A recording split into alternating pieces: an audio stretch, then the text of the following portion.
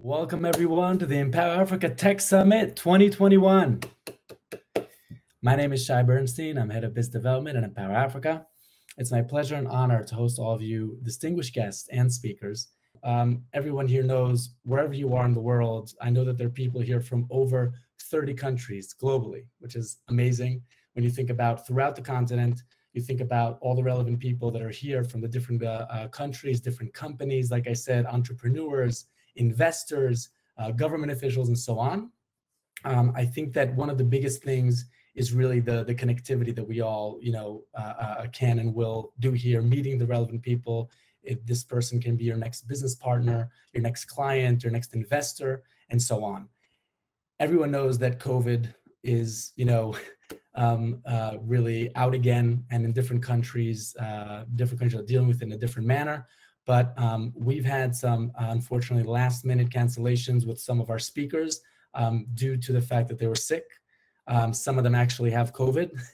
And so we have Rob Hersoff, who was supposed to join us now and moderate the panel, and unfortunately cannot join because he's not feeling well. So we wish him a speedy recovery.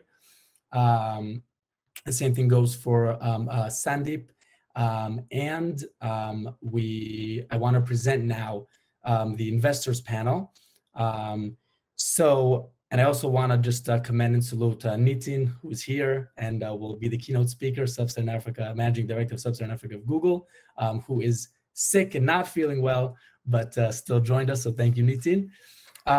Okay, we'll now move on to the investors panel. And so I'll present our investors. Roberto, if you could turn on your mic and camera. Zach, Demi, could join me here on the stage. Roberto, how you doing? Always good, Shai. Always great catching up. Fantastic. Good to see you. Good to see you. Hi, Demi. Hi, Shai. How's it going, Zach? Hey, Shai. How are you? I'm good. I'm good, thank God. Yeah, it's really exciting. We have a lot of people joined. I know that so far we've had more than 140 people on, and it's keeping on changing as people keep logging on, so it's fantastic. I don't know about you guys, by the way, Roberto, Demi, and Zach, but just around me, everywhere, both physically where I am, I'm based in Israel at the moment, but every person I've been speaking to for the past few days, people are sick all over. Some of it's COVID, of course. Some of it is other things, maybe just the winter coming, but a lot of people sick. So anyway, really appreciate having you all here. Come to Dubai. What? Nobody is sick here. Come to Dubai. I would come to Dubai now for other reasons as well. Fantastic. Demi, how are you? You're calling from London, right? From England, correct? Yes, and I'm well, and everyone around me is well. Good. Fantastic. Okay, wonderful. And Zach, you're in Cape Town? Yeah. No, I'm here, very well alive and kicking from to be clear, the city that discovered the variant didn't create it, and we helped the entire world discovering this variant before it got out of control. It's a pity that we get punitive treatment for our scientists doing the world a favor. But hey, that's what we're hoping we can change going forward. Right. Trade over aid, as you say, Shai. So yeah. Amen. Amen. Okay. Amen. Okay. So I just would like to present the speakers briefly. I'll tell everybody here that all the speakers here, whom by now I really consider them as friends, have an amazing CV. And if I would need to read all of their CV or their bios, you can be sure that I would be here for at least an hour. And so with your permission, guys, I've made some of it a little bit shortened just so that we can get into the conversation, okay? Let's start with Demi. Demi Adosman. Demi Adosman is the Managing Director of Emerging Markets at TotalEnergies Ventures, also known as TEV, okay? TEV is the venture capital arm of TotalEnergies, the global energy company. She leads TEV's investment activities in emerging markets with a focus on energy access and sustainable mobility. She joined Total Ventures in 2006 and has held various positions in London, Paris, Kampala, and Lagos. Prior to that, she worked at KPMG in Lagos, and she holds an executive MBA from INSEAD and LLM from University of London. Tammy, thank you for joining us. Zach George, my friend, is the managing partner at Launch Africa Ventures, Africa's leading early-stage VC fund. He's also the co-founder and chief investment officer of Startup Bootcamp AfriTech, the leading multi-corporate backed venture accelerator program in Africa. There really is so much I can say about Zach. Unrelated to work, you should also check him out on Facebook or Instagram because he's an amazing singer as well. But he's also was featured on the cover of Fast Company Africa on May 2018, Destiny Man November 2019, and several occasions on CNBC in Africa. In January 2020, he was recognized as one of the top 4 most influential persons in technology in Africa by the Financial Times. Next, we have Roberto. Roberto from Dubai, where it's always sunny and nobody's sick. Roberto, thank you so much for joining us. Roberto has over 20 years of experience working with Microsoft, Google, and many more. He really, works in anything that has to do with innovation, startups, and people, emphasized on the people. Relationship-driven. He has a bridge gap between corporates and startups across more than 20 countries, helping them develop real solutions to solve real-world problems. And I want to just, pitch in for a second. From all my conversations with Roberto, I see the passion. I love the passion.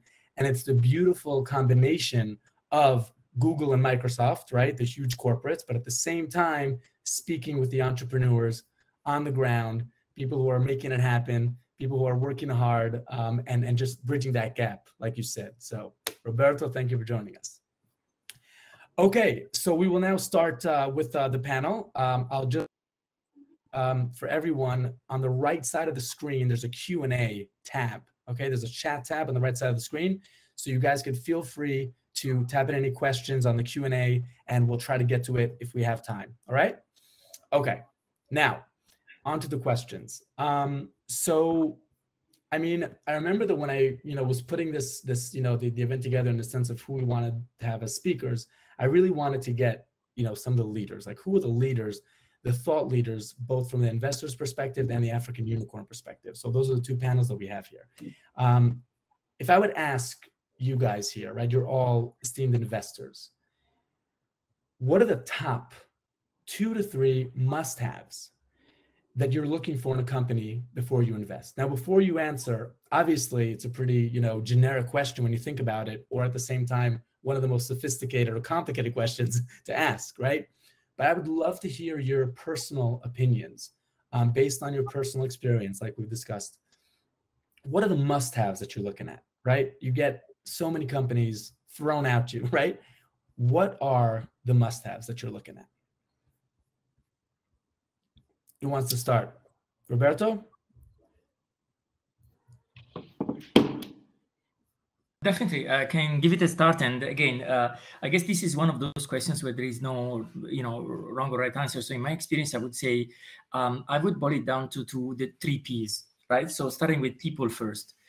You announced me as someone who is very focused on people, but when you want to invest in someone, right? So who is the founder in front of me? Sometimes we spend more time about the product, the solution, the idea, and the founders put forward the tech that they're building.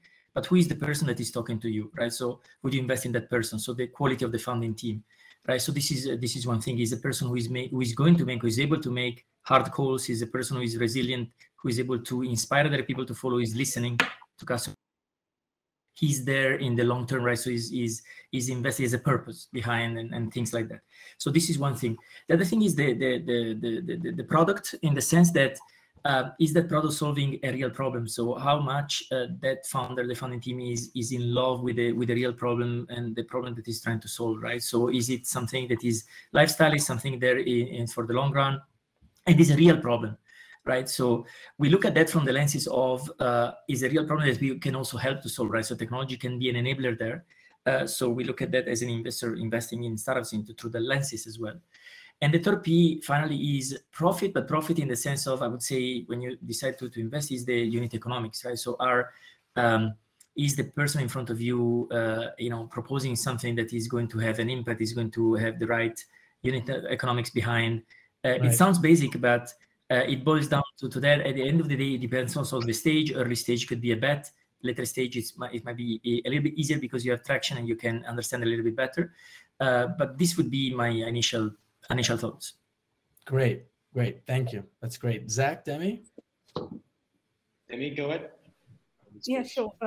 Maybe just add to what Roberto said, because basically those are the three key elements you look at. But I think I'll definitely focus on people. And I would say for me, the main thing that I look at is the team. And you probably often heard it said that it's better to invest in a team with a B idea rather than a B team with an A idea. And I definitely, that definitely resonates with me. So for the team is important, and it's important in many, I would say, different aspects. First of all, their competence, their prior experience, whether they've done this before. And even if they failed at a venture before, that's nice, actually good to have that actually they've tried something and they know how it doesn't work. And so it doesn't necessarily even have to be a prior success. I think also integrity is very important, because things will go wrong. There will be a lot of things that you would, that you'll have to change, you have to pivot along the way, but really looking for founders who will have the courage to be able to speak the truth, to be able to tell the investors, you know what, it's not going as planned, but this is what we're trying to do, this is how we're going to handle it, rather than let, every single thing disintegrate and then you discover at the end. So really want people that will be transparent, that will have, the same type of ethics aligned, will be able to say, look, it's not going as we planned. And also they ultimately are responsible for running the company. And so as much as you might have a great board of advisors, you might have great strategists, you really want people that are competent. You want people also that have that resilience, grit, or whatever it's been called, who's going to, okay, it didn't work this way, we're going to try it another way. But ultimately, they are the ones going to make it work. And so it's really, really important. So I would say for me, I will focus on the person, the people behind the team. The idea. Yeah, I think as early stage investors, a lot of us have similar views on this. I mean, I've met a single VC that does not look at the team first. So that's sort of a given.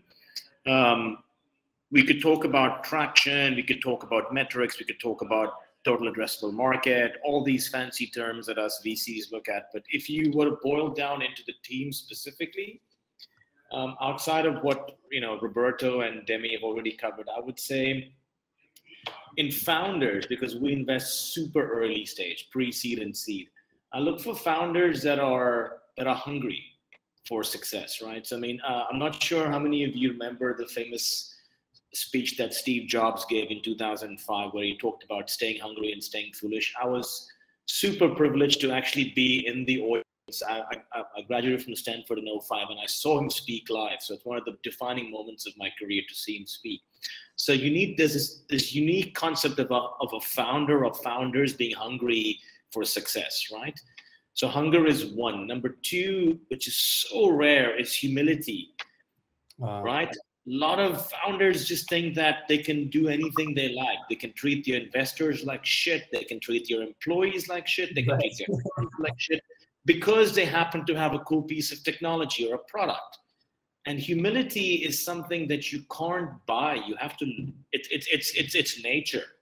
It's about who you are. So we rarely back founders that are arrogant. And you need to be assertive, but not arrogant. There's a fine line between the two, right? So I look for humility, and then you have to be honest. I mean, just mean what you say what you mean. Like don't overstate your numbers, don't overstate how things are. Just honesty is important.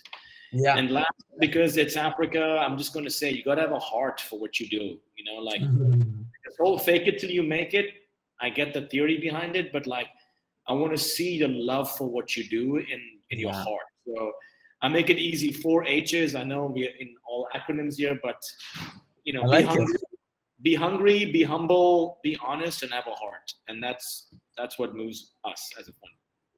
Wow, I love that. I never heard the 4 H's. That's fantastic. Yeah, I mean, I completely resonate, of course, with everything that you guys said. It's always interesting to hear different perspectives, right? I mean, here are different people, different investors who are doing the same thing initially and essentially wanting to invest in a company, but each one looks for something different, even though you'd think that everybody looks for the similar things or 80% of it, right? But it's always fascinating. I also really agree about the humble aspect, because I think that unfortunately, I think we all know this, right? Working in the world, it's some of these things that we take for granted, you know, that we think that everybody is, you know, either hungry or humble or not arrogant, you know, and unfortunately, many times you see that. I think it also taps into the human capital aspect, right? Finding good people, which we all know is always a challenge. Finding, you know, the best people for your company, for your fund, for your investment portfolio, and so on.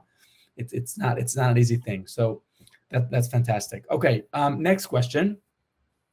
I'd love for you guys to share a big success and or failure from your experience so far. And before I give you guys the stage, I think that many of us know that way too many times we talk about successes, right? LinkedIn today, which of course has many beautiful things, don't get me wrong, it can be blinding sometimes when you see people, oh, we raised another round, oh, we, you know, made this, oh, we made that. And also just in general, people, we love talking about our successes. We love reading the newspaper.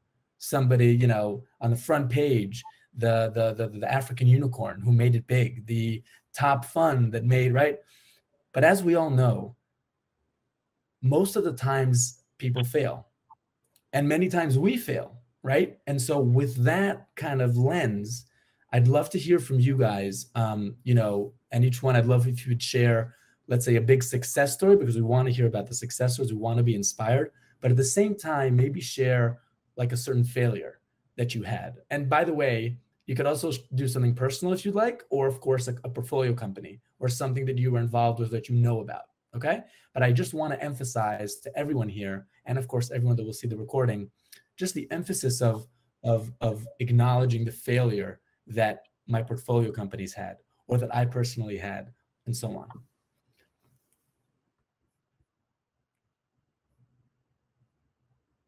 Yeah, happy to start. Go ahead, Lemmy.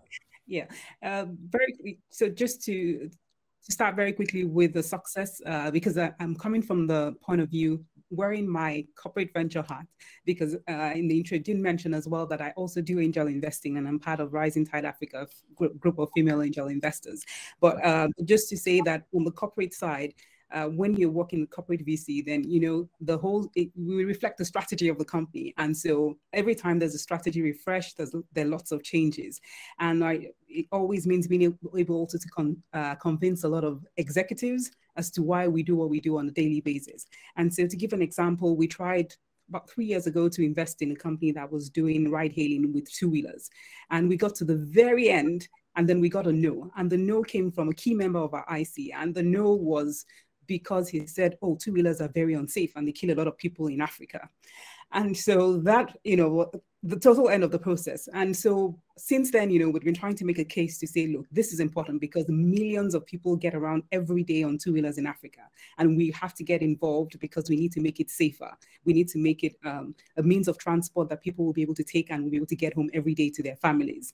And so this meant involving a huge number of people in the organization, working with our HSC teams, being able to define parameters, metrics that we're going to look at anytime we're evaluating a company doing two-wheelers. So it was a long journey. It took several months, but finally we were able to get across the board to get approval to be able to invest in two-wheelers in Africa. And we're able to invest this year in Ampersand, that's doing electric motorbikes for Boda drivers in East Africa.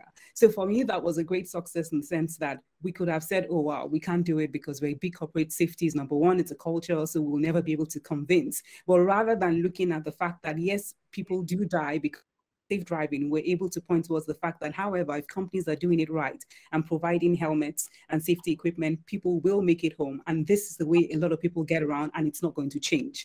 We don't have enough roads, enough infrastructure to have everybody having cars. And so for me, that was just really saying that if you're resilient, if you keep going at it, you will be able to change minds.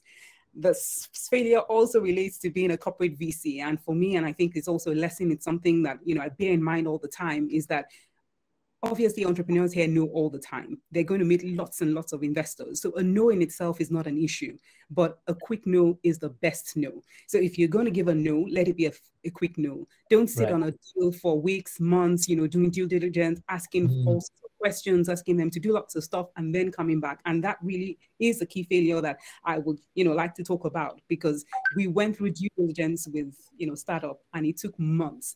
Of course, like for the French corporate, and everyone knows that in August, nothing happens. And so it happened to span the summer holidays. So it took a lot of time to get all the approvals, to go through the gate checks.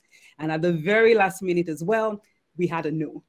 It was not expected, but it took 6 months of the startup's time. And all through, we had gate checks where it looked like we were going to get to the very end. And so that is now something that I try to avoid by making sure I'm keeping in touch with our executives and saying, is there any change? Is there anything we should be aware of? You look at, this is the direction that we're looking at. This is looks like. Is there anything that you wouldn't want to do, just to make sure? Because when you work in a big corporate, and my case where we have more than 100,000 employees worldwide, it's very easy to think everyone has to. If you put someone on the project for 6 months, it's not a big deal. But for a startup, that is precious time. And so I would say the lesson there is, if you're going to give a no, let it be a quick no. Great, thank you, Zach.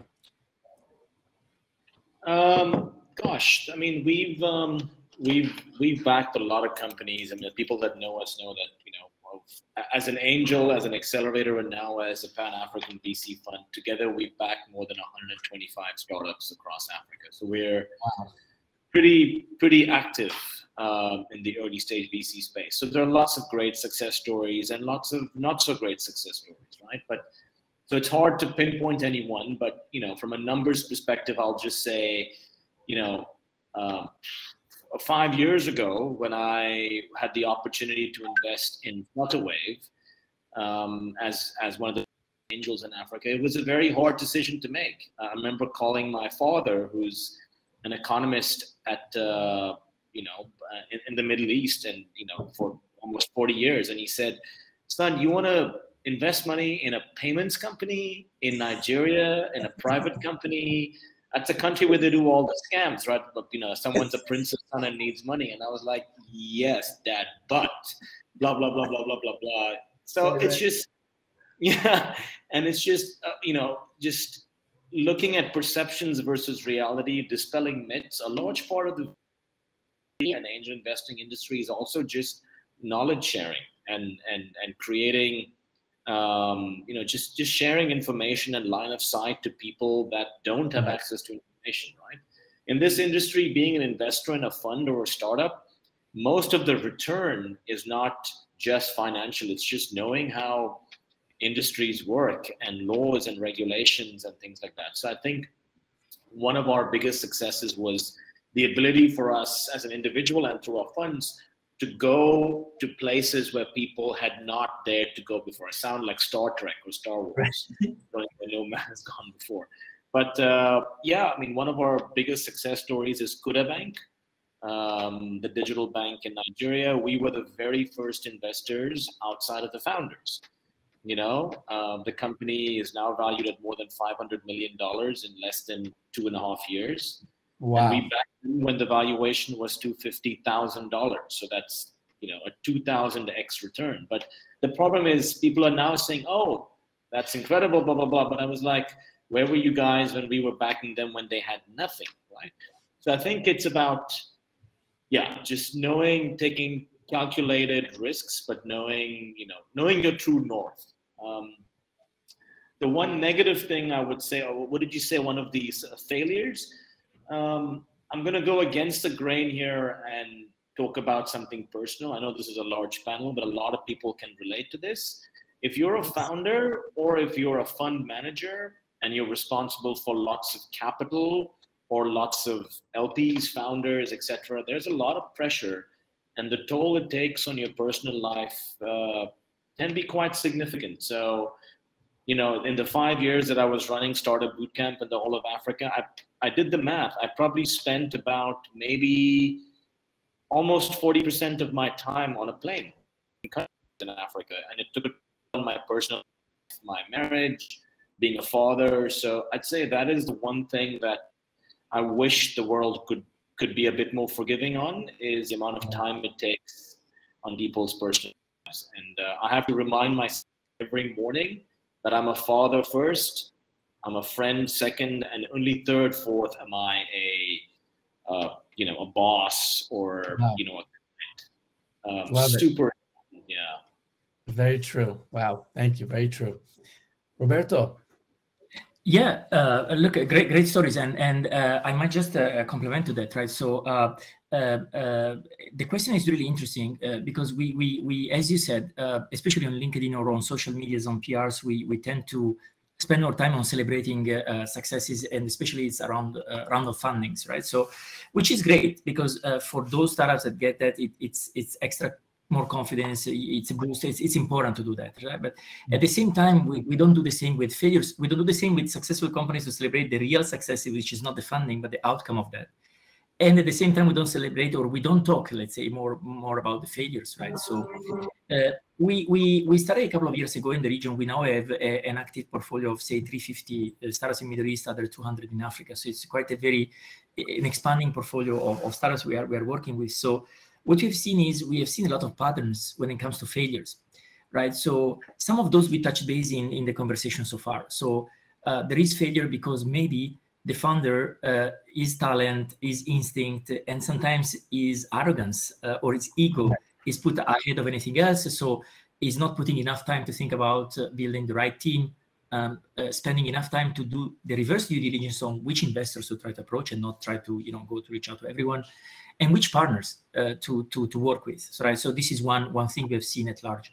Another thing is these false starts, right? So startups are pushed sometimes from the narrative that is built around startups to fail fast, to launch before you're ready. You need always to be in beta, right? So, but sometimes this is taking founders to take risks that is wasting time and capital on the wrong solution because they are not really solving the right problem, maybe. And so there is this false start that is compromising the whole thing. So this is another thing we've seen. And another thing is once startups start having traction, so they really believe that these early adopters are giving them the right validation, then sometimes they start expanding with too much confidence and without really thinking through that, and we've seen failure there. And this is related to a sort of a concept of a speed trap, and it's the same thing when you try to scale in the go-to-market or when you try to fundraise. We see a lot of startups that try to fundraise too much money too early, and startups that try to scale something that is not ready to scale. So the end result is a failure, is not something that is sustainable. Sometimes we see failures where startups is a human behavior, is they don't reach out, just to ask for help. So, we talked before about the humbleness, and sometimes that becomes a reality distortion. A reality distortion is pretty low that takes founders to down a wrong path, right? Because that can become exaggeration and can become a behavior where you don't seek for help, you don't ask for feedback, and you put yourself on that. And then there is also this myth of this Silicon Valley thing, right? So where we try to emulate some other ecosystems where, of course, it's different stage of maturity, different things, right. and then people start dreaming too big. But no matter you might have a big vision, but then you still need to execute, and the execution is where people fail, right? So on top of that, I would say I also manage Middle East together with Africa, and in large part of the region, we still see a stigma around failure, right. Where it's connected to reputation, it's connected to your family, it's connected to your surname, it's connected to, hey, wait a second, I don't want to be involved into something like that, so let's arrange things, and it's a tribal and things like that, right? So the mindset probably there should we have seen that there are some patterns that we need to start to change the mindset there in order to allow more people to tap into entrepreneurship on the positive side. So we have seen a number of these patterns. At the same time, we've seen also success, right? So it's always great to see. For example, we are recently working with number of startups that despite COVID, they've been able to pivot, try to take that as an opportunity to rethink their business and position themselves on a different path and having more traction and success. Right. And we've seen a new wave of startups as well that look at invest and entrepreneurship as impact, having impact, right? So trying to tap into real problems we are seeing across the continent, whether it's financial inclusion, financial literacy, whether it's food waste, climate change, agriculture, and come up with great solutions that really try to solve real problems. And we're seeing traction, we're seeing a lot of successes there as well. So it's a balance, but we can see certain patterns now that we've been doing the work here for a while. And that's where the contribution we can give is recognizing those patterns and try to offer that support network around to founders, entrepreneurs, to be aware of those and educate more people into what entrepreneurship really is, and take those risks, in a more calculated way if possible. Yeah, and I think that's something very important on two levels. One is for, say, the ecosystem, and the other is maybe for the outside. And I'm connecting that a little bit to what Zach said also, because I can totally relate to that. I think that somebody who's in the ecosystem and is really kind of, breathing it, knows the sacrifice, knows what it's like, knows the roller coaster. Then there's people on the outside that just have no idea what it entails, and they just see the article in the newspaper of, oh yeah, we just raised that. Yeah, how did you bring the company from a valuation of 250,000 to 500 million? Oh, no big deal. We just put something together, right? And I think that I don't want to say misinformation, because I don't think that's where it stems, but I think what you're saying is so true in terms of just sharing the information and kind of creating those places and those pods maybe, or those ecosystems, dare I say, throughout the continent and all over the world, where people can come and say and teach and share and mentor, right? Or say, listen, I'd love to share my top 3 never do as a founder. Do you know what I'm saying? And I think those type of activities and events are always so tremendous. They can add a lot of value. So I want to move on. I see we have a few questions here. My last question, and then we'll take another question from here. Obviously, Africa is a continent, right? As we know, and many times people view it as a country instead of a continent of the 54 countries. But if I would ask you, which sector or sectors do you think are on the rise, right? Would you shed any light, any insights on, I think this is going to be really big, right? I think, right? What do you think, Roberto? If you want me to start, so I would say, yeah, definitely we are seeing some patterns there as well as some trends, right? So one is I would say a broader area we can put under the umbrella of sustainability, which is very broad, right? So, but we are seeing around specific things. It's carbon, whether it's energy and agriculture mainly. So around these pillars, we see a number of entrepreneur startups that are coming with great ideas that are the momentum is there. The technology is there to support, whether it's through purely data and analytics around, to support the decision making in those processes, whether it's Internet of Things, digital twins, or things like that, sensors, drones, things like that. But those are enablers, right? So what we see is the attention, the investments is increasing in those sectors. The sensitivity as well at different levels in the society is at a stage where those initiatives are encouraged, right? So there is momentum around those initiatives, and we see a number of great startups that are building great solutions around this, right? We have startups that are trying to build water from air, and this is very relevant. And startups that are trying to tap into the whole food chain, whether it's for traceability, security, or waste. I've been shocked recently. I've been going a little bit deeper more into food and understand a bit deeper numbers behind. And when we talk about food waste, is shocking. It's just shocking. It's not acceptable. We cannot accept as human beings those numbers, right? So there is a whole field to tap into and come with with solutions and new things. And we can continue. So sustainability is definitely one where we see development. And I would say financial services as well. Across Africa, we've seen a number of solutions, a number of initiatives, whether tapping more into financial literacy and financial inclusion. We've seen initiatives trying to tap even into different segments of customers or of people, right? So we've seen solutions now being developed for financial literacy for kids, starting there. And we are seeing solutions as well in countries where population is young, cash-based economy turning into digital. So the opportunity is there with multipliers and to get in with great solution. and financial inclusion as well. So with financial services and sustainability, we've seen great traction, great momentum, and a wide range of solutions being developed across the continent. Another area where we see signals of evolution and potential is healthcare, where the evolution is also towards mental health, towards more a spiritual or well-being dimension. So we've seen some great ideas coming out, and it's something we are supporting as well across the broader region. So this is also something we are really interested to explore even further. Wow, that's fantastic, exciting. Demi, Zach, any thoughts on hot sectors coming up? Maybe just to add to the sector that Roberto has already mentioned, we're seeing a lot around mobility and logistics. So obviously the last mile delivery or even commute is broken. And so we're seeing lots of investors trying to address this in different ways, whether it is B2B, B2C. So there's a lot going on around mobility and logistics, and there's a huge need. So whether it's you're talking about heavy duty, whether you're talking about even just door-to-door delivery, and we're seeing a rise of e-commerce. And so with that, you then have more need for logistics. So there's a lot of solutions around there. Obviously, we'll have to see who are going to be the big winners in that space. Another area where we see it surprisingly is prop tech as well, property tech. And so obviously there's a huge need on the continent for housing, for affordable housing. And as we also do have a broken or a non-existent, I will say practically non-existent mortgage system. Very, very few people are able to access funding to be able to acquire housing. And so we now have a middle class that is renting at very expensive rates, and government's trying to intervene, but at the same time, you need to put up huge upfront payments.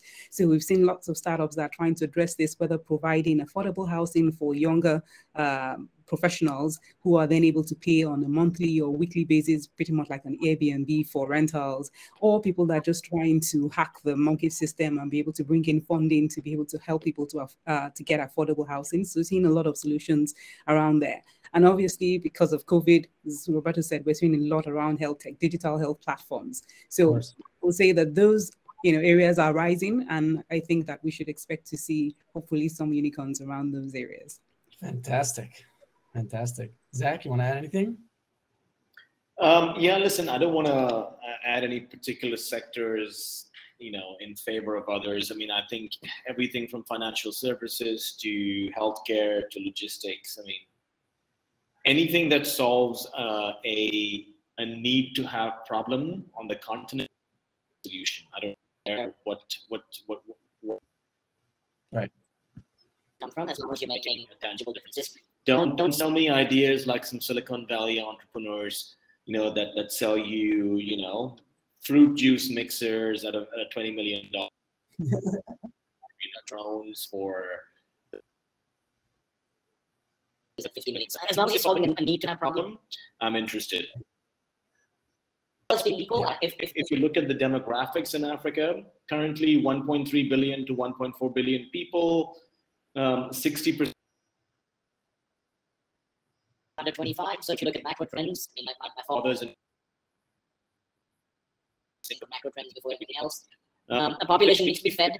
They need to go to school, get educated, and they need to travel and commute, and they need healthcare. So the root cause of all these is lack of education.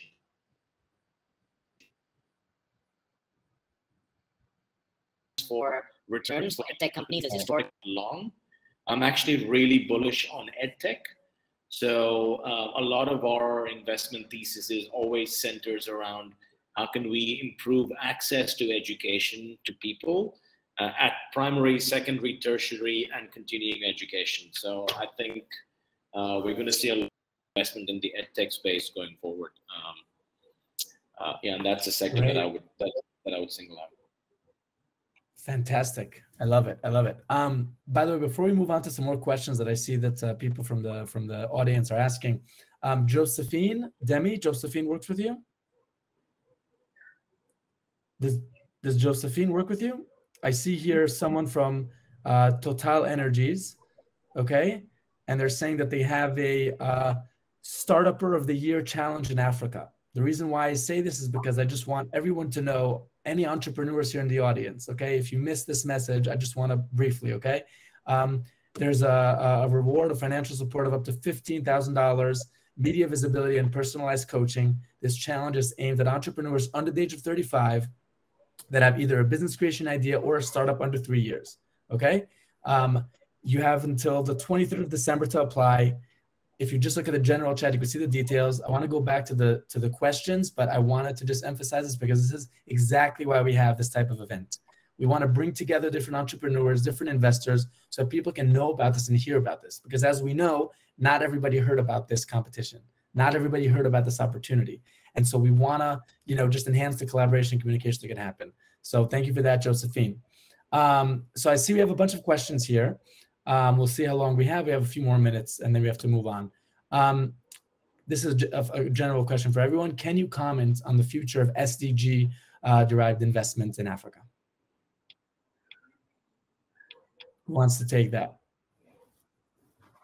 I'm not sure what it meant when you say SDG derived, but if you're talking about impact investments, I think just the point, there are just so many needs. And if you look across, all the SDGs are linked. And so if you look at the needs, whether it's for healthcare, whether it's for education, zero hunger, alleviation of poverty, clean, affordable energy for all, the needs are out there, and we've covered most of those sectors that we've talked about. And so it definitely is the future, but it also then means how those businesses are done. Are they done in a sustainable manner?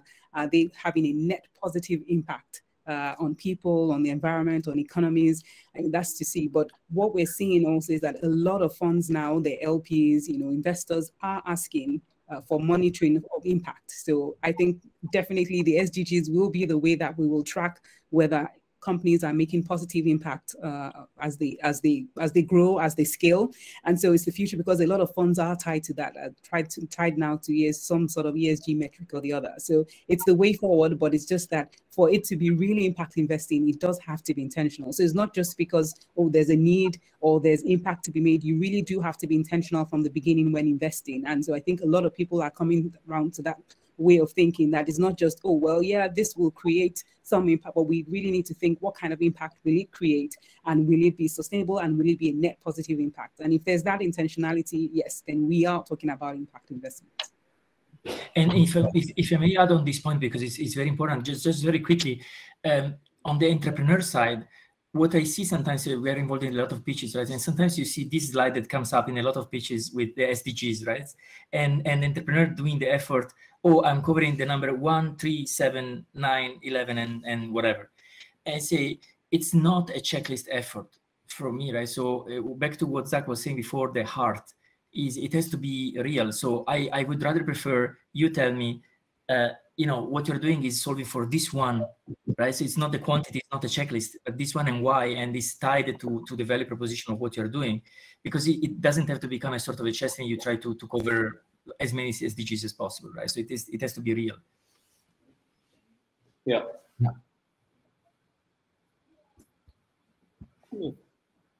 Okay, great. Yeah, do you want to say something, Zach, before we go to the next question?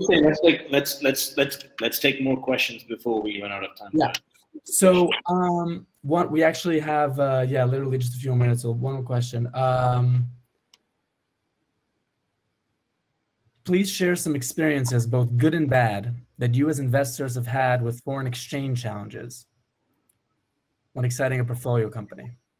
I'm assuming you meant when exiting a portfolio company, but I'm not sure. So any good or bad experiences that you've had with foreign exchange challenges? Yeah, I'll take a stab at this one. When you look at the VC industry, first of all, this isn't obvious to a lot of entrepreneurs, but increasingly a lot of African companies reincorporate their holding companies in Delaware, or UK, or in the Netherlands, or in Singapore, just for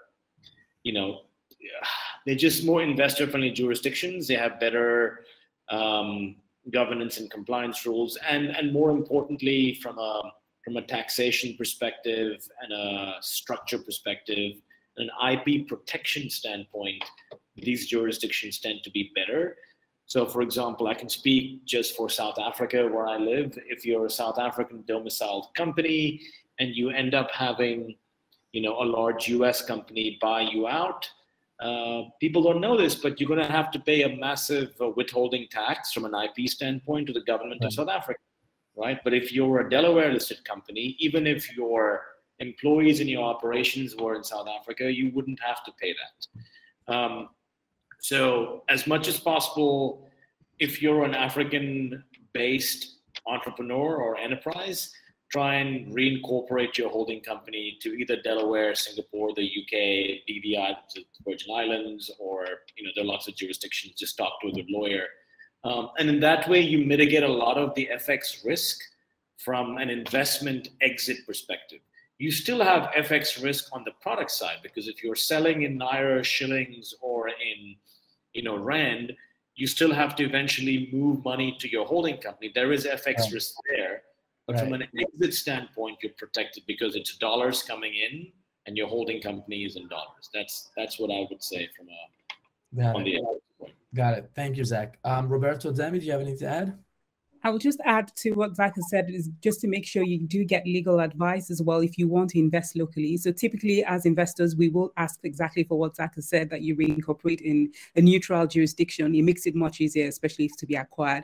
But if you're then bringing in if you're bringing in foreign currency, let's say into Nigeria, for instance, a lot of people don't know, you need to get a certificate of capital importation. If you don't get that, you're not going to be able to get your dollars out through official channels. And you're going to have to change your money through the parallel market and be carrying suitcases full of dollars. It's not going to happen. Your money is going to be stuck in country. So it's good to have legal advice and make sure that you bring that, even if you're investing through a holding company in Delaware, that the company itself is making sure it tracks the monies it's bringing in country. Otherwise, the money will be stuck. You'll be able to get it out.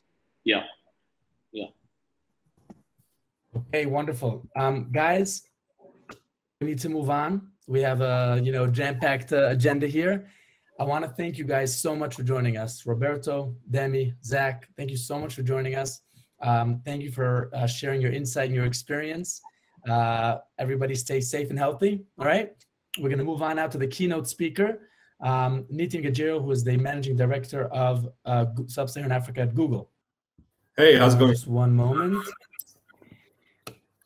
Nitin, I don't know if you heard before, but I commended you and saluted to you and thanked you, because unfortunately we have a number of speakers who couldn't join last minute because they're sick. Some of them have COVID actually. Some are just sick because of the winter. So I just really want to thank you again and appreciate you for not just speaking, but even speaking, even though you've had a couple of days that were a bit rough and you're not feeling at your best. No, it's a pleasure to be here. Great. Thank you very much for joining us. I just want to give you the stage, to share your presentation, talk about some of the tremendous work that Google is doing, specifically with the new fund, but also in general. It's an honor to have you here. I'm gonna shut off my camera and microphone so that you can share your screen and everyone can see. There you go, Nitin. The stage is yours. Thanks very much, Shai. Good afternoon, everyone. I'm speaking to you from Johannesburg. I have a whole bunch of tissues by my side because I've been recovering from a flu. It wasn't COVID. I got myself tested twice. Thankfully, it's not COVID. But if you hear me sniffling, that's the reason. It's wonderful to be here. Thank you so much, Shai, and the rest of the Empower team for having me. My name is Nitin Gajria. I'm the Managing Director for Google in Sub-Saharan Africa. I hope everyone's safe and well and healthy in what continues to be an incredibly challenging time. Shai and the team asked me to come and speak a little bit more about why Google is excited about Africa and how we're thinking about our work on the continent. Now, I do have a bunch of slides, but it might actually be better for me to just sort of talk to you rather than sort of talk through slides. I think we're all sick of looking at slides on our screens all day.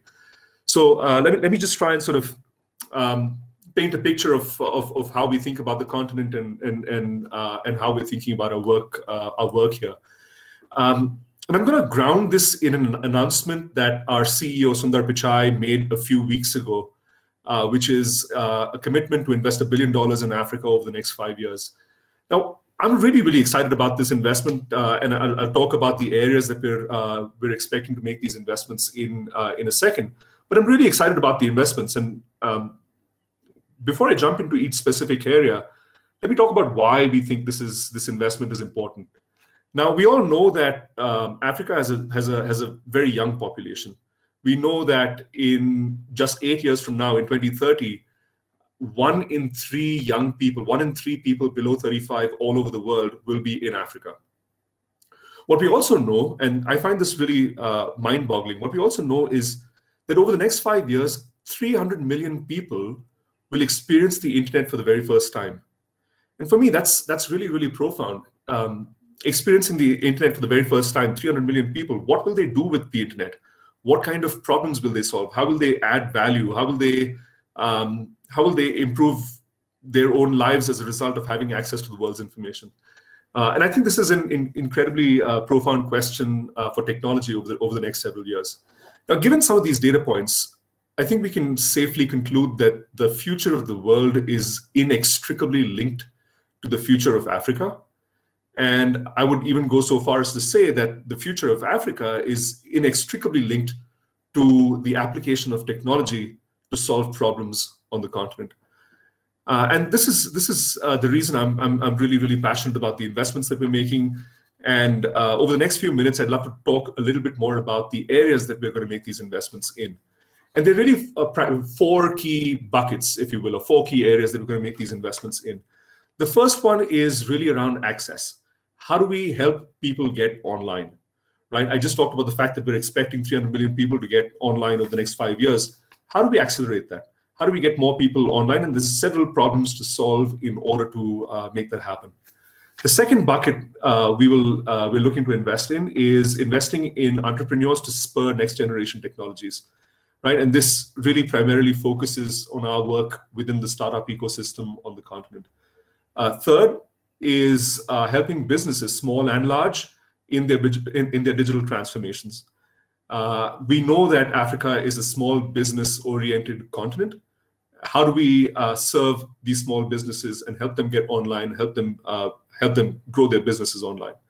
And fourth, how do we support nonprofits on the continent that are doing exceptionally important work to solve some of the continent's most profound challenges? So these are the 4 areas that we're looking to make these investments in. Let me now dive a little bit deeper into each of these 4 areas. So the first area I mentioned was access, right? How do we get more people online? Now, this is a profound question. This is a profound problem. It ranges right from how do we get more bandwidth into the continent, right to how do we drive network coverage on the continent? How do we get more devices into more hands? How do we make data cheaper?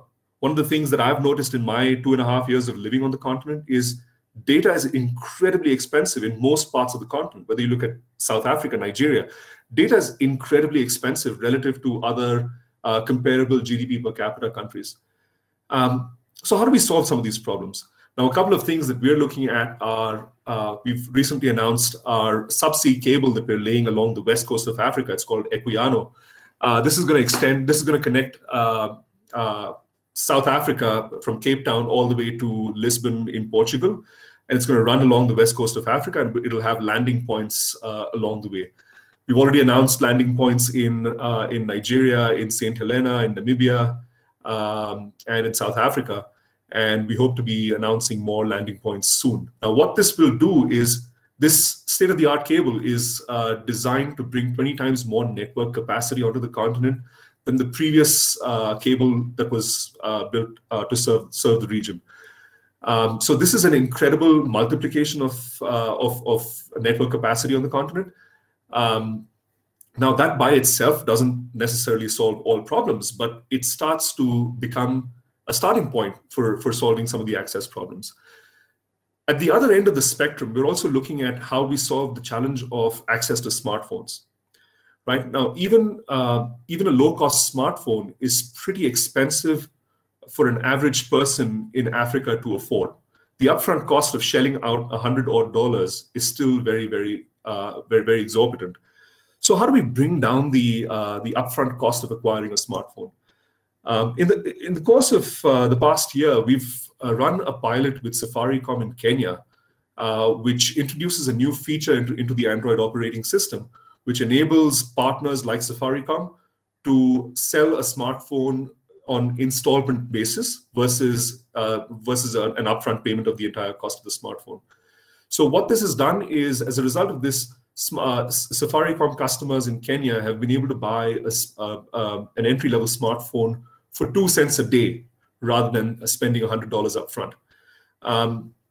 Now we're looking at this pilot has been successful. We're looking at expanding this pilot across the continent with many more partners in many more countries. So we're really excited about that.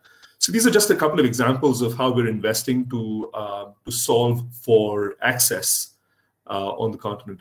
The second area I mentioned was investing in entrepreneurs and entrepreneurship on the continent. So this involves our work with startups.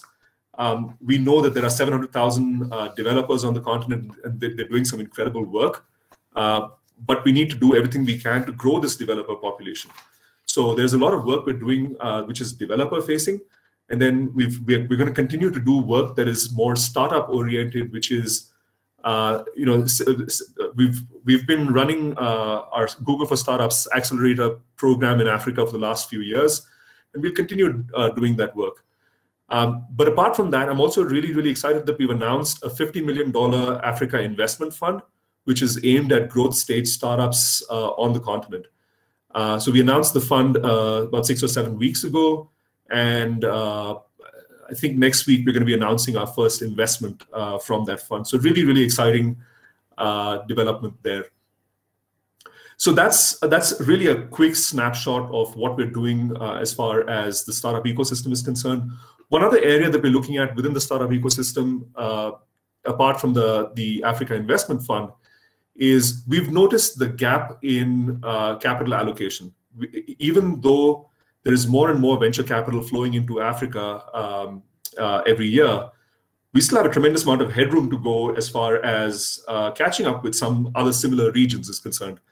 Now, apart from bringing in this $50 million Africa Investment Fund, we've also noticed the disparity in access to capital. So we know that Black founders tend to find access to capital much harder than other founders. So we've also created a Black Founders Fund Africa program where we give non-equity based grants to Black founders on the continent. We've just announced 50 startups that have benefited from the Black Founders Fund recently. So that's the second area. The third area that we're looking to invest in is empowering businesses as they continue to embark on their digital transformation journeys. The one highlight here that I want to share with you today is we know that the COVID pandemic has been incredibly difficult for small businesses. And like I mentioned earlier, economies all across Africa are built on the backs of small businesses.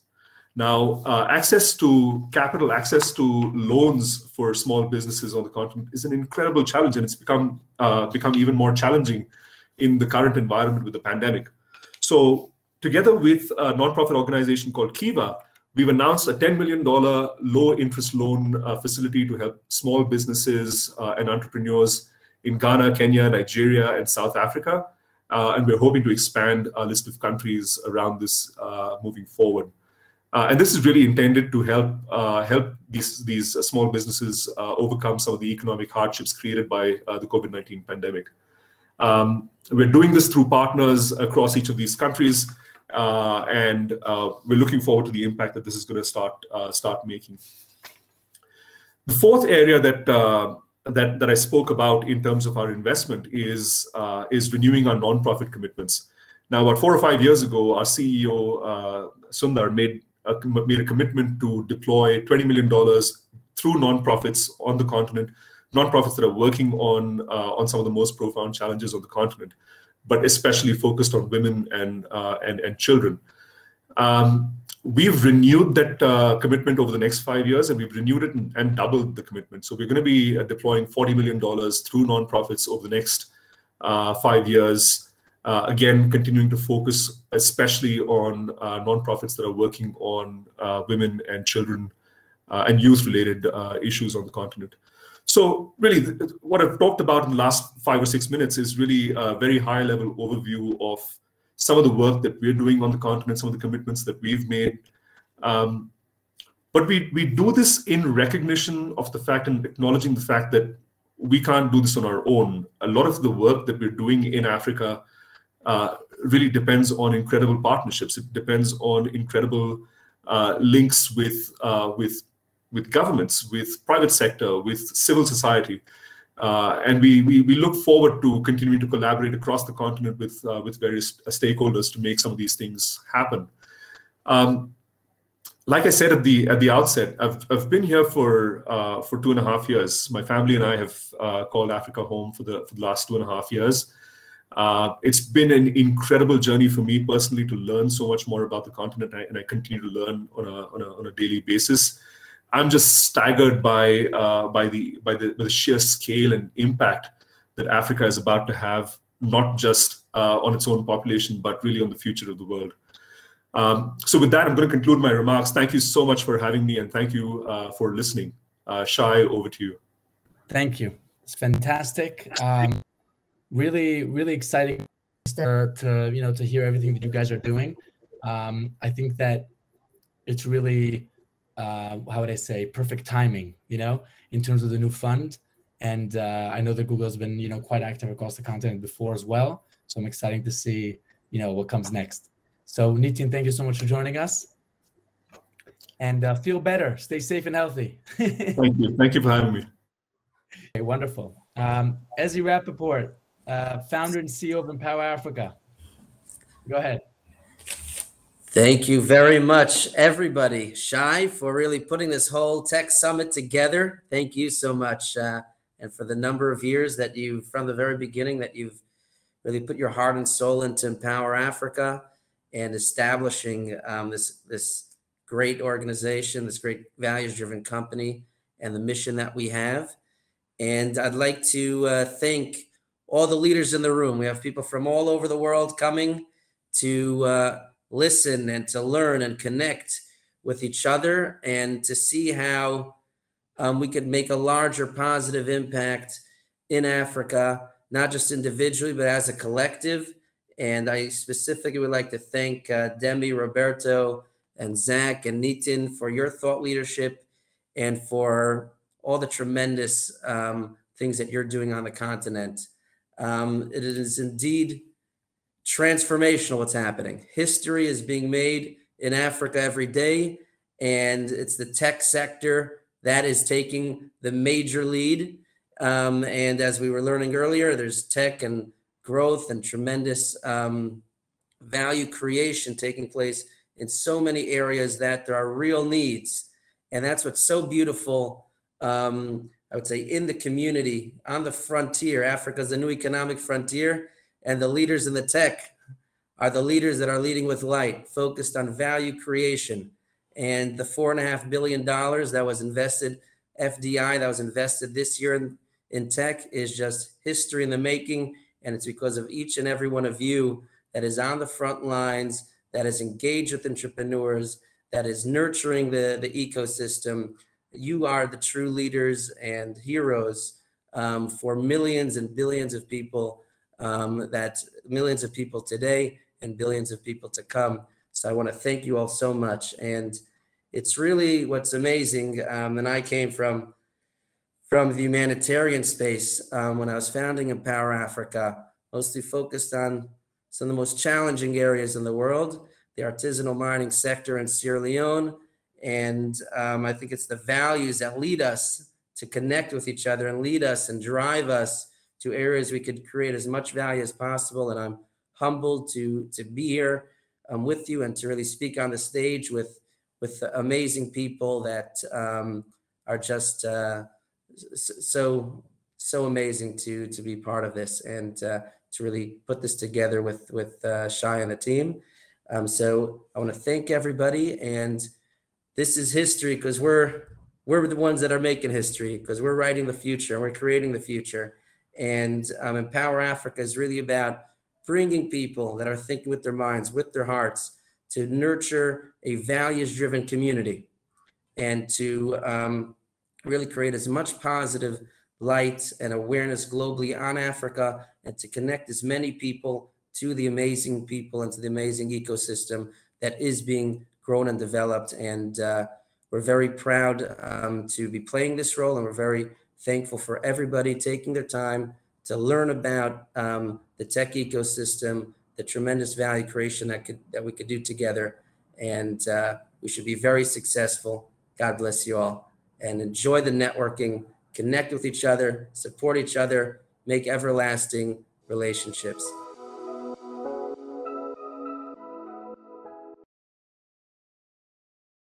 So welcome to the Empower Africa Tech Summit 2021.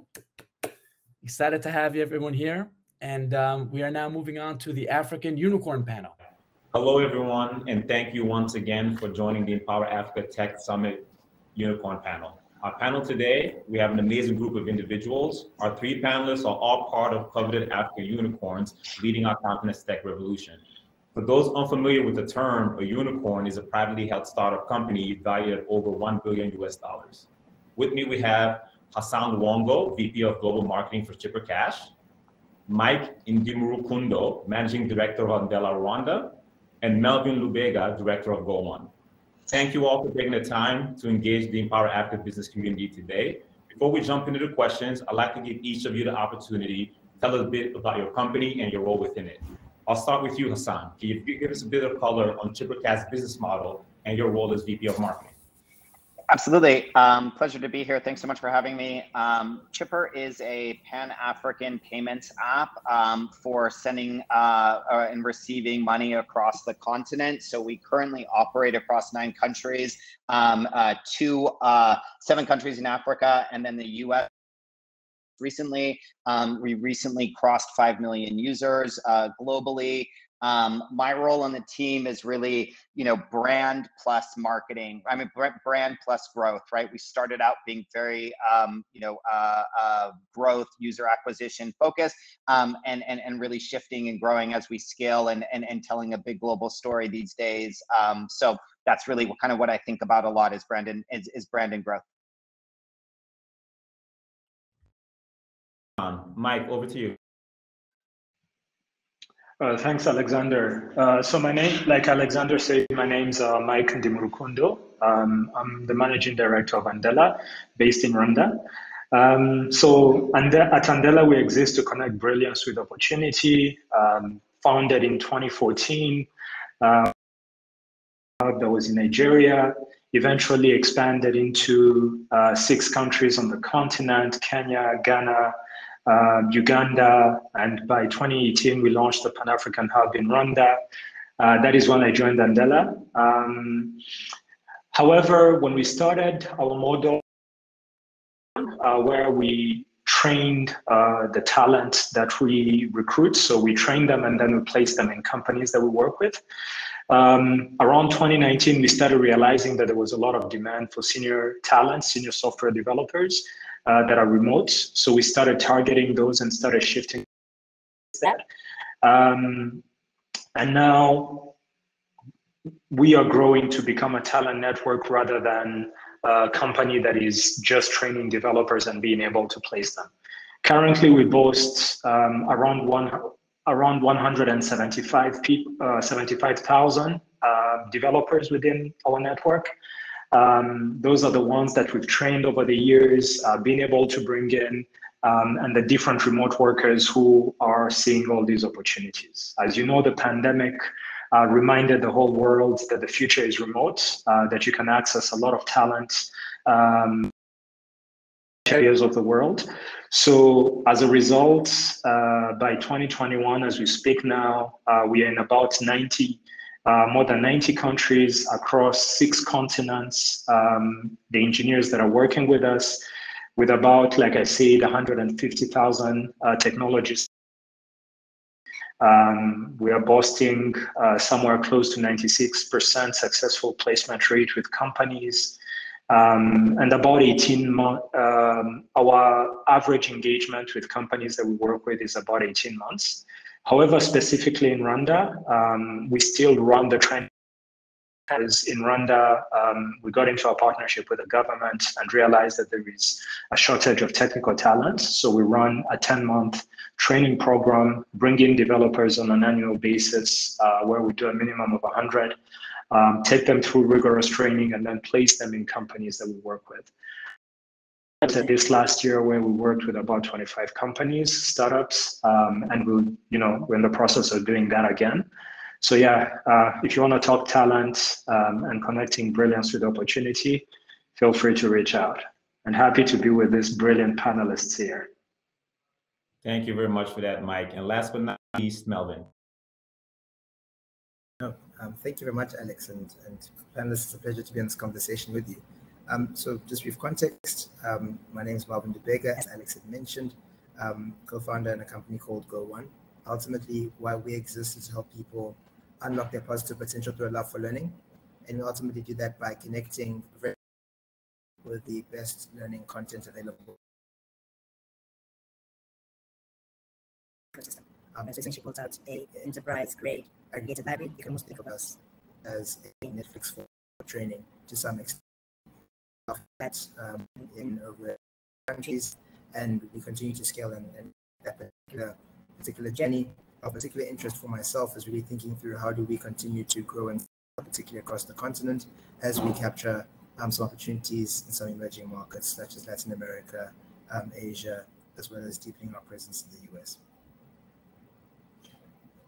Thank you very much, Melvin, and those brief but very introductions. So to kick off the questions, I'm going to jump and start with you here, Hassan. Given your background working with and in multiple ventures in Silicon Valley and Los Angeles in the past, what attracted you to join an Africa-focused fintech venture and one at the seed stage at that? Yeah, so great question. I have spent most of my career working in Silicon Valley, right? Working on a number of companies in marketplaces, e-commerce, all of that.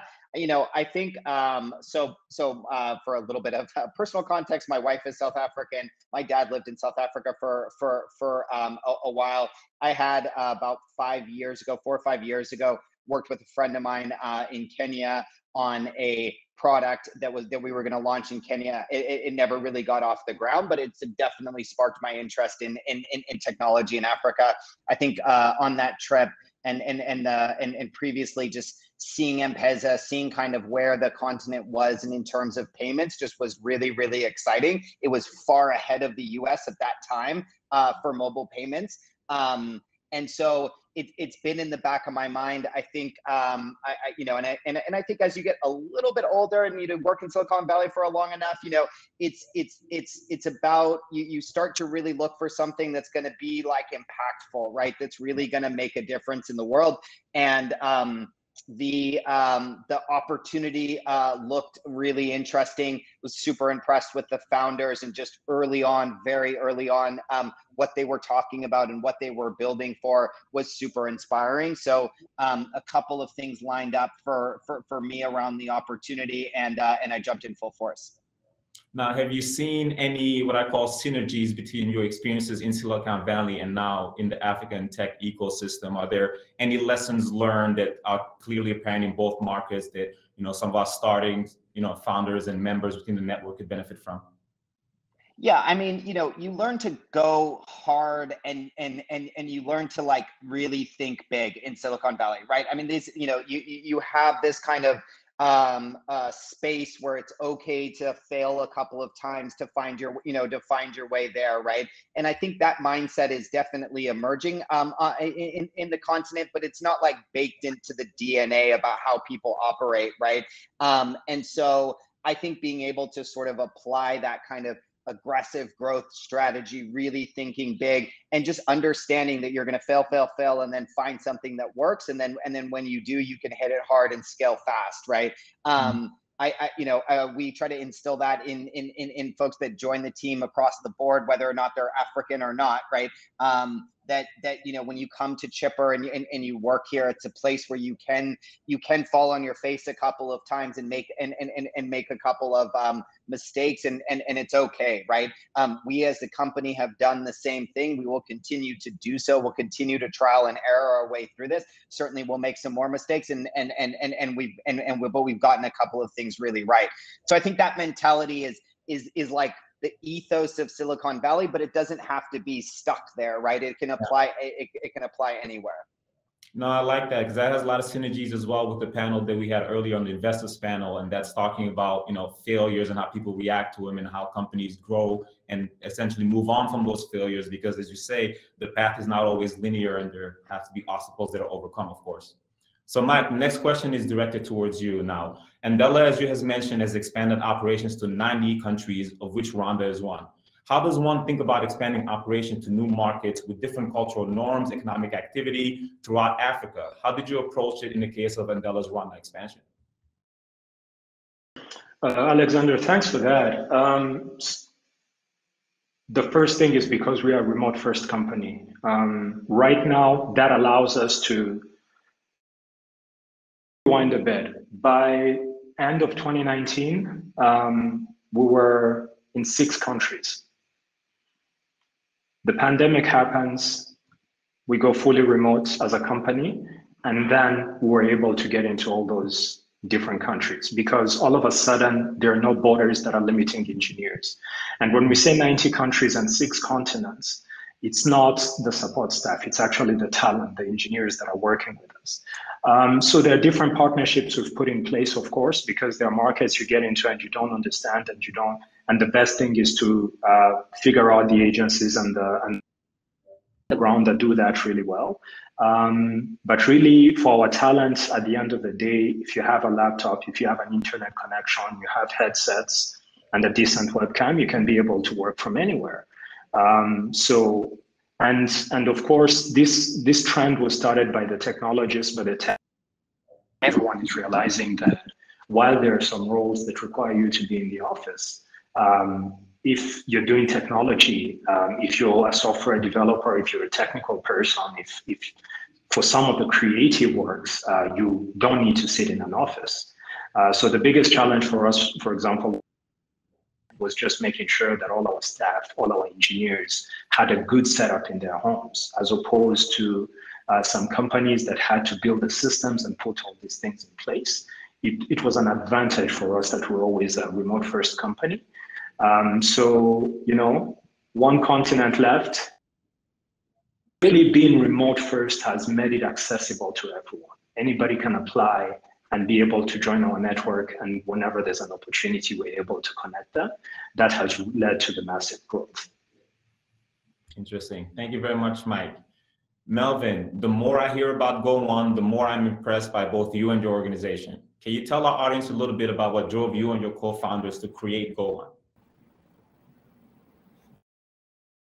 Thank you very much.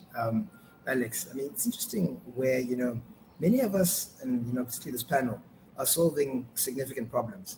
And I think more so on the African continent, some of these problems are more pronounced. And I think some of the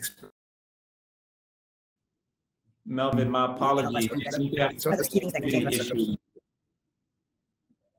Do you mind maybe shutting off your camera? It might help on the bandwidth.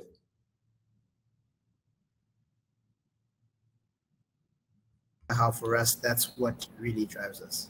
And so when we think through ourselves as an organization, our experiences both at a personal and professional level have shown us that education is probably the most powerful tool you can use to change your starting circumstance or your personal circumstance. And so for us, the question was, how do we, in the same way, provide those educational opportunities, even if someone's not necessarily, for example, at an Ivy League, be able to make those available to them. And so what makes us really proud is that ability to realize that, look, you know, that every 1.3 seconds, somewhere in the world, someone completes a course in GoOne. But it's not necessarily just about completing a course. It's also thinking through what kind of caliber of content are you bringing to the fore. And so, you know, one of our recent partnerships I'm most proud of is that we partner with Harvard Business School to be able to offer their training content directly in our ecosystem, along with many other leading providers. But it speaks to the story around how do we provide those learning opportunities at a world-class level wherever anybody is. Melvin, as a follow-up to that, I saw that you were, oh, did we lose Melvin here? Looks like we did. Well, Mike, I'll direct this questions to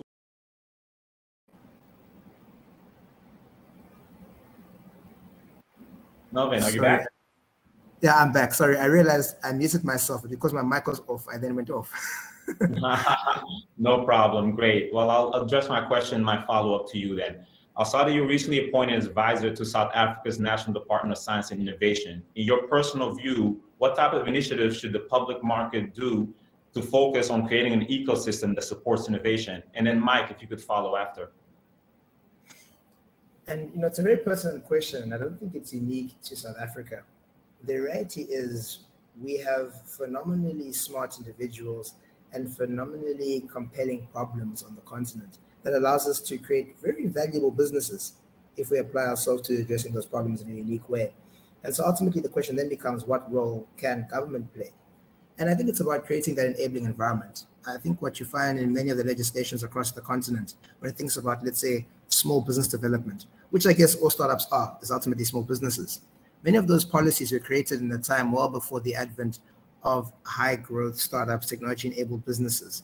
And so the relevance of those policies actually, more often than not, constrain startups. And whether that actually relates to their ability to raise capital, their ability to attract talent, or their ability to actually be able to do business in a country, what you often find is that we find ourselves scoring own goals. And this is true across the continent. And so I think the role for governments at a base case is ultimately thinking through, not necessarily at a general level, but specific policies that enable high growth startups, and that can be typically tech-enabled businesses, to succeed.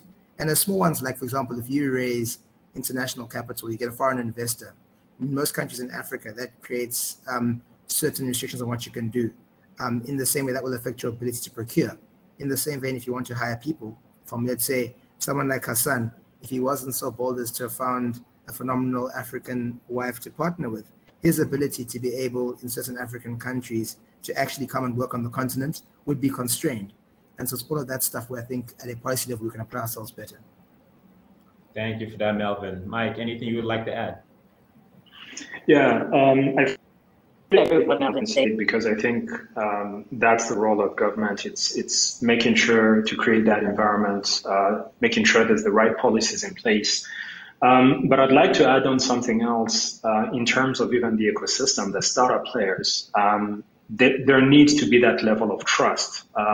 Of course, I'm biased because I always look at enabling the talent, the development, and what goes into that to create those pipelines.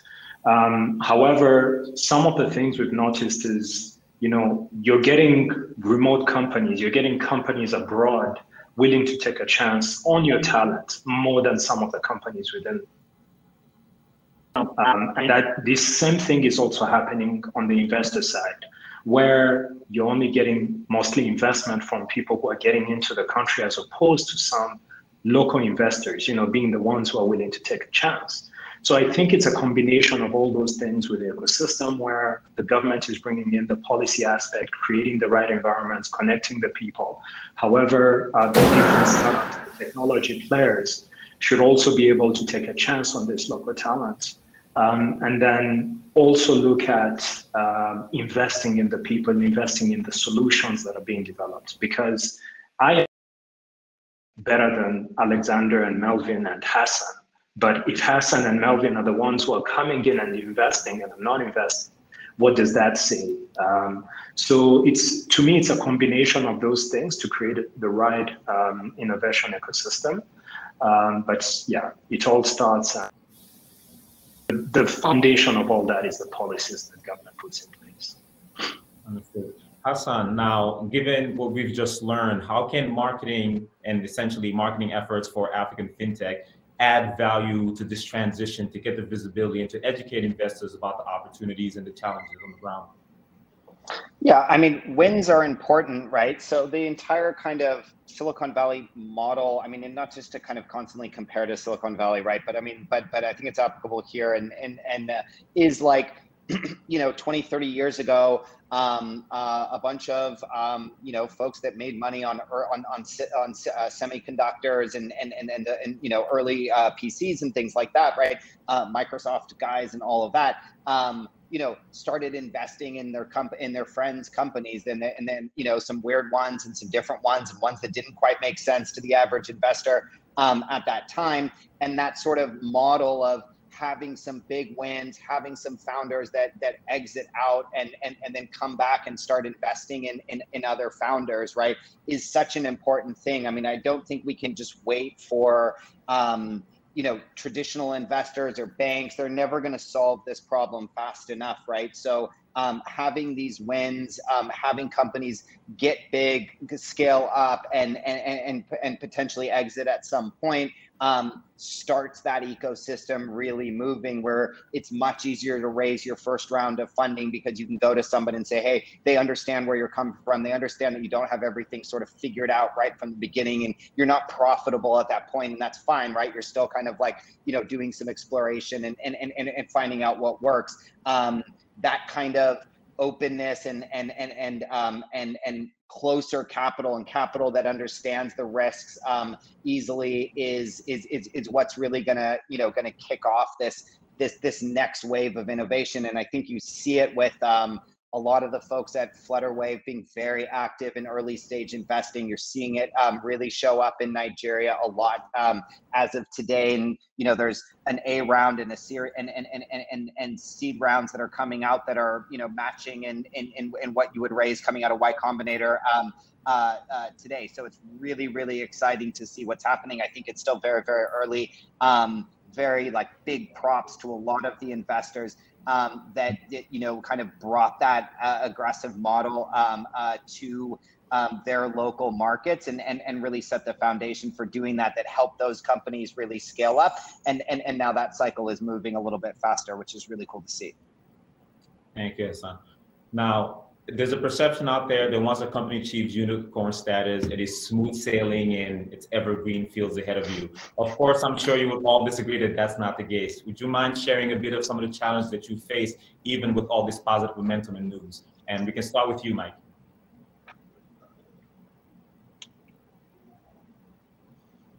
Yeah, thanks for that.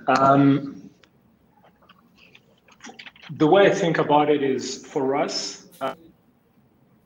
of being able to grow, the massive growth that we're able to achieve, which prior to this was extremely hard, if I may say. So being able to do that, and then also coming back to what I talked about in terms of trust, for people to understand this is a company that I want to grow with, because for us it's two-sided. We're working with companies that are looking for talent, but it's also the talent joining our network because they want to be connected to these great opportunities that they wouldn't have access to prior to this. So the growth pains here for us, it's making sure that the blitz scaling, so that we can be able to get into all these marketplaces, so that we can be able, but as you get into these marketplaces, as you're getting into South America, then all of a sudden you have to understand the nuances, the language limitations and all this, but it's really good growth pains, if I may say. It's an extreme, but it's also very humbling, because you know that a lot of people are putting trust in you. And I think it's Demi who talked about it earlier on the investor panel. It's making sure that we're always radically honest with our investors, but also with our staff, so that people know and understand the direction where we're going. And then taking it one step at a time. It's very easy to just focus on what you're trying to build and how you're trying to expand and grow, and miss out on what's happening in the moment. So taking time every once in a while to sort of reflect as a company, see how far we've come, and then really plan for the next steps. So it's, but really the growth as a unicorn, you're able to grow faster. You're able to, some of the meetings that you were trying to take, some of the people you were trying to talk to that were thinking twice, all of a sudden will answer the door or will respond to the email. So it's a good problem to have. Yeah, understood. Melvin, how about yourself? What are some of the challenges Go1 faces today? Yeah, I mean, some of the best challenges, I guess, also some of the greatest opportunities. I think it's really that search for talent. And I think this goes across the different verticals that you find yourself in. I think particularly as you scale, you mistakes. And something that's helped us has been able to find, experienced startup professionals who have taken a business, from 100 million to $1 billion, whatever turnover type of business. And so I think tapping into that talent, I think then the question is almost how do you attract them to the locuses where you need them? I think remote working is very beneficial, but still comes to that feeding the beast, as it were, and finding the right talent, because I think it's easy to hire, but you want to make sure you hire the right people. And so that's something which we're definitely thinking through now as we scale across the continent and elsewhere in the world. Thank you. Hassan. Would certainly echo on the, finding great talent, right?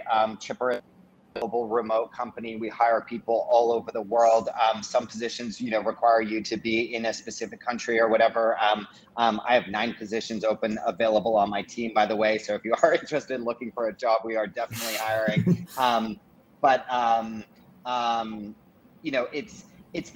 It's also just the size of the opportunity, right? So, even at a larger company status, right, we can't open, all 30 countries that we want to operate in a year, right? So we still have to be ruthlessly and prioritize what we're actually going to do. As you get bigger, the stakes and the need to just work becomes bigger as well. So when you're young and small, it's okay when things break, and yes, customers get frustrated and all of that, and you work really, really hard to get things back online. But it's not the same thing as when you get to be a bigger company, and that reputation and that brand that you've built up is just so crucial, right? So you do have to move a little bit slower, and then as you move a little bit slower, there's some hot young startup that's banging at your door, right? Trying to eat your lunch. And so I think it's just really that balance of moving, having focus in where you're moving, and then consistently increasing the quality of your delivery as you're launching in these markets, so that you don't destroy the big, the brand equity and the reputation you've built up with your customers, right? The stakes are a bit higher, and the challenges are even greater at this point. Thank you. My next question, and we can start with you, Melvin, is, how does impact play into you guys' business model, right? Because all 3 of your operations clearly have a direct impact in the continent and on people living on the ground, in quality of life improvements or access improvement. Now, is this something that is managed and internally? What is your view and what is your process to first, understand that impact, and second, communicate it? Melvin? Yeah. I think we're very fortunate across the business is that we're able to, we can do good by doing well as a business. And I think it almost starts at the core. When we started our business, we were finishing up our grad school in the UK, and we realized that, look, if this business goes belly up, we can all go back to our parents' houses and just, say, Mom, we tried. But the reality is, as we've grown and scaled now with over 400 employees around the world, it's a question of who's relying on us to succeed as a business. And that multiplier impact even goes beyond just the product, but also internal. And so, yes, in the work that we do, particularly connecting high quality, typically SMEs, smaller content providers, trainers, to large corporate opportunities around the world, they wouldn't get there.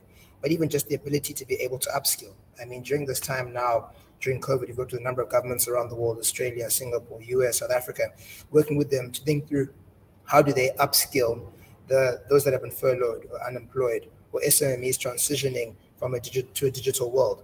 And so we're very fortunate in the space that we're in, whereby us doing well as an organization, we're actually having an outsized impact.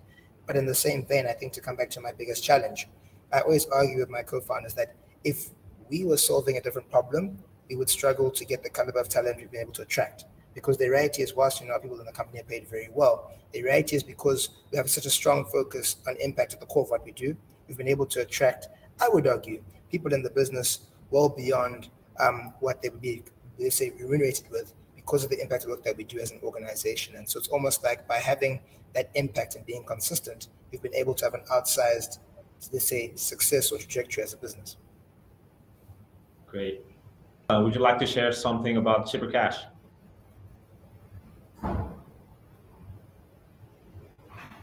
Keep fell off there for a second. There we go. Welcome back. Yes. I mean, at our core, right, Chipper Cash is a cross-border payments app, right? But in all our transactions, if you're a Nigerian, you're sending money to another Nigerian, I mean, it's free, right? So there's simply no other product that does that in the market today that takes fees of a product that was fees from mobile networks and telcos and says, no, like the better way is to make this free.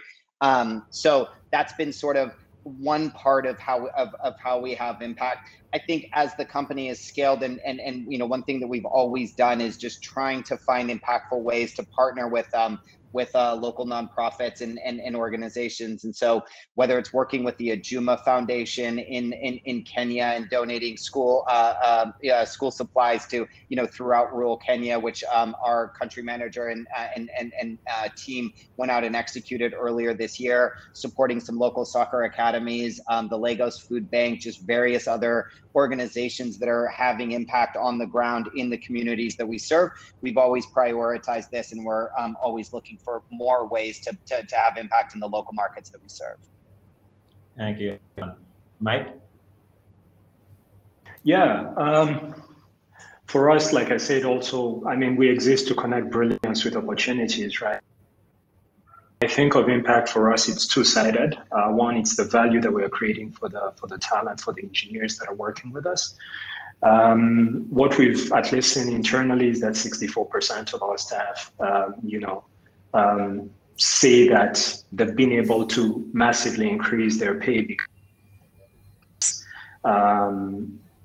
to these opportunities and these long-term engagements, because like I said, our average engagements are around 18 months.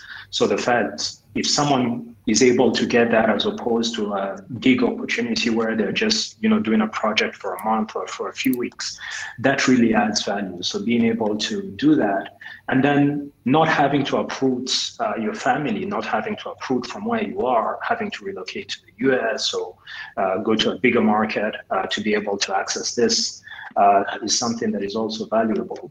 And then if you look at the side of the companies, the clients that we work with, the last 2 years have shown us that, you know, things can change massively in a very short period of time.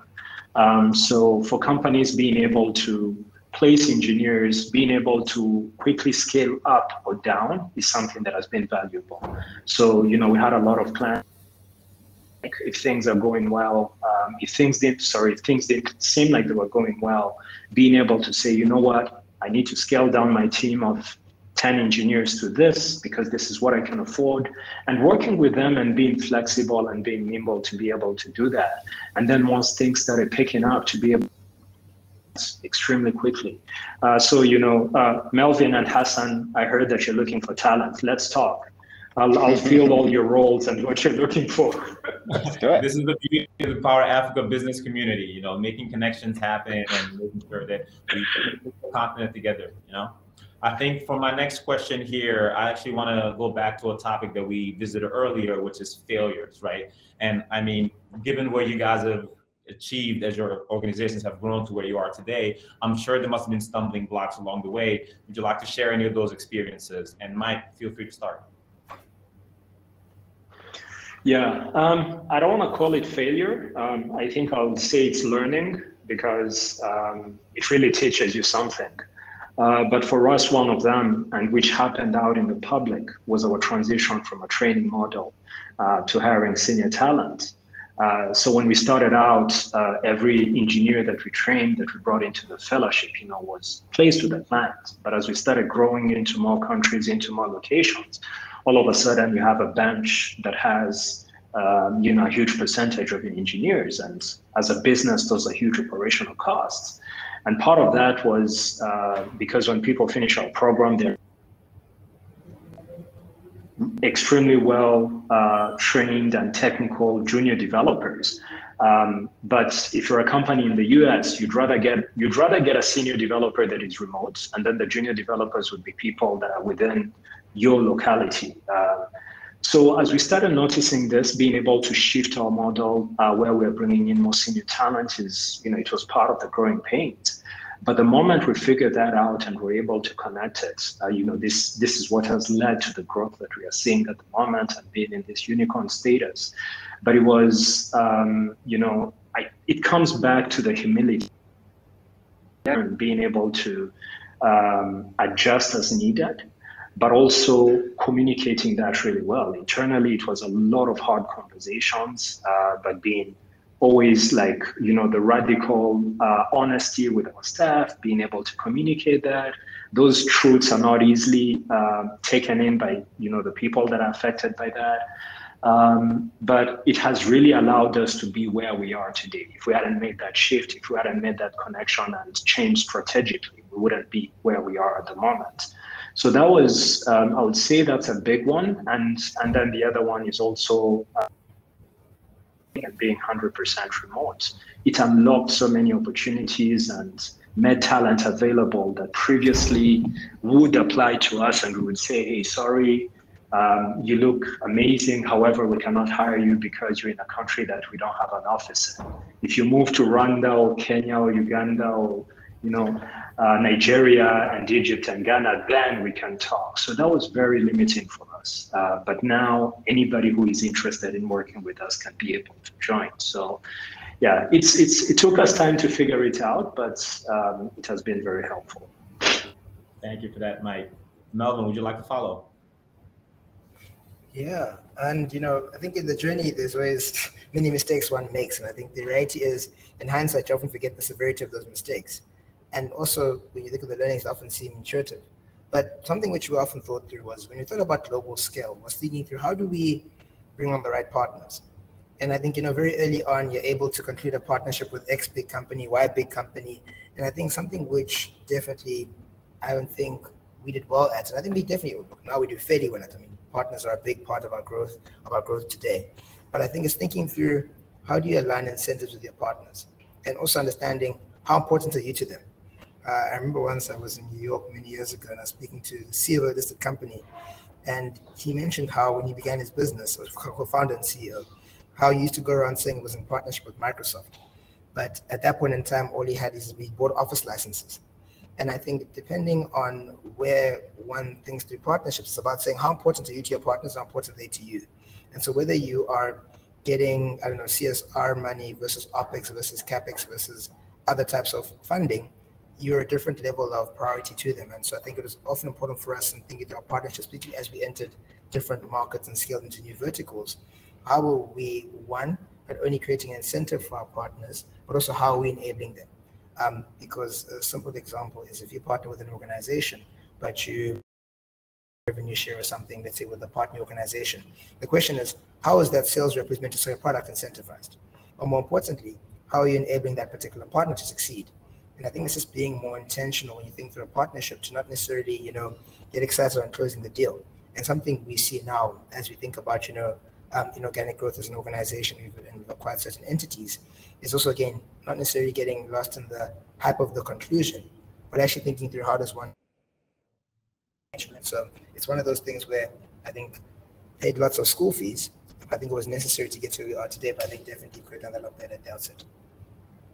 Thank you very much, Melvin. Hassan. This is my favorite question by far, and one I often ask when I'm interviewing candidates is like, hey, I know you've got a lot of successes under your belt, but like, tell me the bad stories. Tell me when you launched something that didn't work. Tell me when you had a thesis and a conviction on something and you tried it and it fell flat on its face.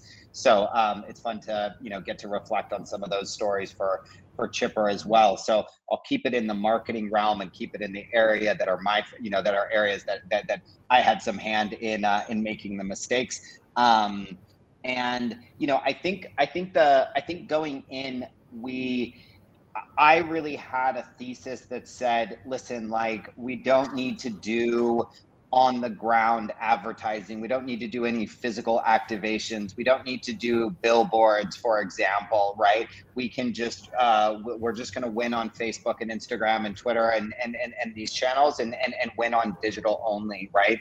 And so we initially have done that, and we still invest heavily on these channels. But what we really realized is that, in order to build trust as a new company, as a company that does operate virtually, that is an app-based service, that doesn't actually have a branch that you can go into and someone that you can talk to, you need to have these physical touch points, right? And so while you're not going to see Chipper opening up branches across across the continent, right? You will see Chipper doing more events, doing billboard advertising, having partners on the ground, and having Chipper folks being much more accessible in that way. And so it's this idea of just building trust through actually being in front of somebody and having those contact points. And so I think this was an area that I vastly underestimated and have since really come around on. So it's going to be something that we're really leaning into as well. I mean, the world is going virtual. We know that digital is the channels of the future, but it doesn't mean that trust just exists in those channels from the beginning. And you still have to go out and interact with people and be present in local communities in order to win trust for customers. So it's a big part of kind of what we're focused on today. Thank you very much for that. Gentlemen, looks like we're running out of time here. I want to start by saying thank you, all three of you, for the work that you are doing, and of course for this amazing panel that you definitely gave us a lot of insights to our new members, etc. One final question that I do have for each of you is if you would like to share some sort of call to action or final closing statement to our Business Network members, hopefully we can start with you, Melvin. Yeah, it's such an exciting time on the continent, just because I think, to the point Hassan and even Mike mentioned earlier, just the momentum that we have. And I think it's a rising tide. And so I'd encourage everyone to grab their surfboards. If you're landlocked, look to the hill and maybe climb the hill. But I think definitely the phenomenal opportunities that exist in the market is just about really getting stuck in. And I think that's where the experience really is best had. Thank you. Mike? I'll sound like, a broken record, but invest in your talent, in the local talent wherever you are. If you're a startup in any country that you're representing, invest in the people in your local communities, because there are massive opportunities. And like Melvin said, it's up for the taking. So invest in your local talent. Thank you, Mike. Now, Hassan, you have to finish strong here. Yeah, I mean, I would just say, think Pan-African, right? Don't, like as much as there's great businesses to be built locally, right? The real future of the continent, the real growth that's happening, and some of these companies are able to move across multiple markets quickly. I think it's a powerful growth story. It's something that will build strong relationships, and it's just super, super interesting to work on businesses that operate in multiple countries. So, as much as you can, get your idea off the ground in one market, but don't stay there too long. Go and expand into new markets, and build for the continent. Thank you. Shai, back to you. Thank you so much, Alex. And thank you, everyone. Really, Mike, Hassan, Melvin, thank you for that insightful conversation. Really appreciate it. And before we wrap it up and go to the final networking session, because everybody's welcome to stay here and continue meeting new people and networking, I want to say a few things. First of all, I want to thank everybody for joining us for the first Empower Africa Tech Summit. Very exciting. And a lot of people here that helped make this happen. And I'm talking about the whole Empower Africa team, because it was a team effort. And I won't, name everyone, but really Kitso, Daniel, Fred, of course, Ezzy, David, Alex, everyone from the team really had a part in this, and it's exciting. And I just want to share with you guys a few small examples why I think this is so monumental and important. I saw at least two entrepreneurs that reached out to some of the speakers here. And all the speakers here are phenomenal speakers who can teach so much and have amazing insights and have so much success so far. And you see the speakers reaching out back to these entrepreneurs. They don't know each other. And one of the people here asked, I believe Hassan, right? I'd really love for you guys to mentor me. I want to have you guys advise me, right? And the speakers wrote back, sure, speak to me. Here's my email. And this is, part of what we're working on. This is the connectivity, the enhancing the collaboration and communication. It happened before also when someone from Total Ventures mentioned a special program that they have that gives out $15K for the winner of the Startupper. You can look in the chat for the information about that as well.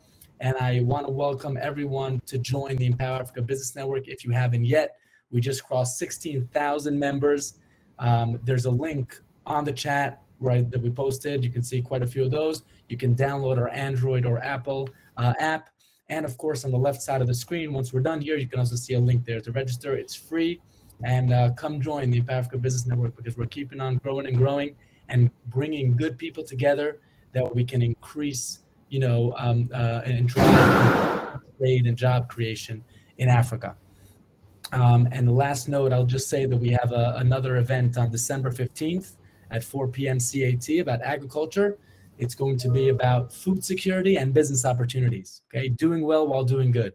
We're gonna have thought leaders from the ag tech and agriculture space, different investors, and so on. So everybody's welcome to join us as well. Stay tuned at the Empower Africa, website, on our social media, and of course, join the Empower Africa Business Network. I want to wish everyone a great evening, and most importantly, stay safe and healthy. Everyone stay safe and healthy. Thank you, everyone, for joining us, and you're welcome to continue networking. Thanks a lot, everyone.